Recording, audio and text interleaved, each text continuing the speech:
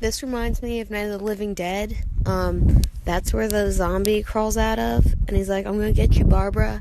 And then that's the farmhouse that we're stuck in and then die.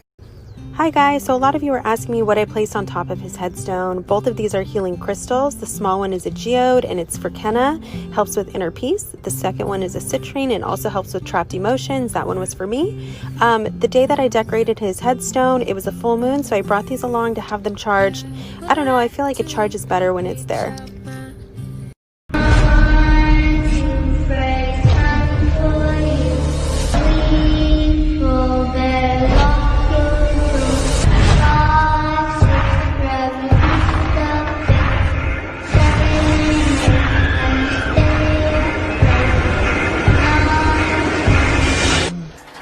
There's like a tuxedo in there.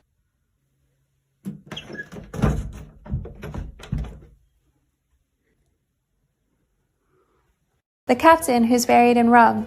Sluman Gray was the captain of the James Maury. He sailed in June of 1864 on a whaling trip with his wife, Sarah. Sluman became ill on the voyage, which was described as an inflammation of the bowels, and passed away after 2 days of illness.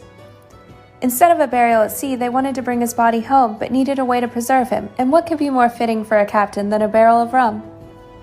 The ship did not return to Lebanon, Connecticut until 1866, where he was interred at the Liberty Hill Cemetery.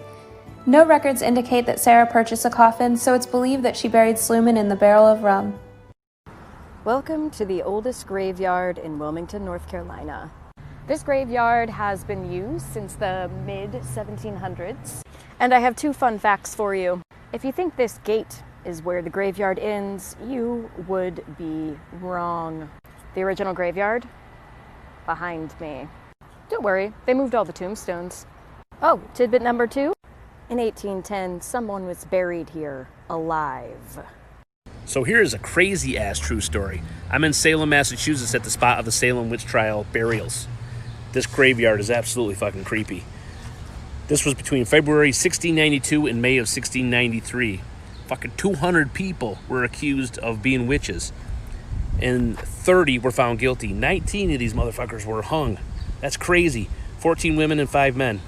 Giles Corey was fucking pressed to death for refusing to plead, and at least 5 people died in jail. That is crazy, guys. There's numerous towns that have been, on the hunt for these guys forever. I just saw a special on this, and it's pretty amazing. So you guys should check out the Salem witch trial hearings and the Salem witch trial prosecutions. This shit's fucking nuts. You can see how hard it is to tell that there is anything here other than a field. So what's the big deal about the headstones? Well, the first time I visited here, I was kind of blown away at the lack of information on them. So we get a name, we get a row number, and we get a grave number, but there are no dates on it.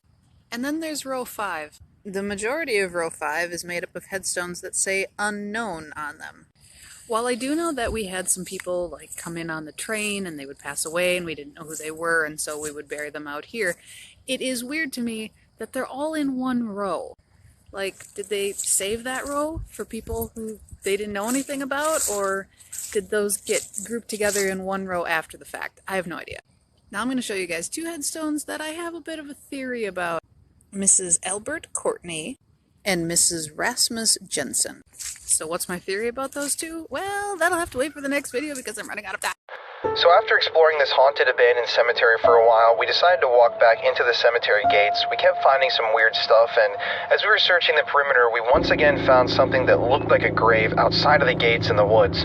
We walked over to it, leaving the cemetery, and I used one of my ghost hunting devices, and as you can see here in this footage, it was spiking as I held it near the supposed grave.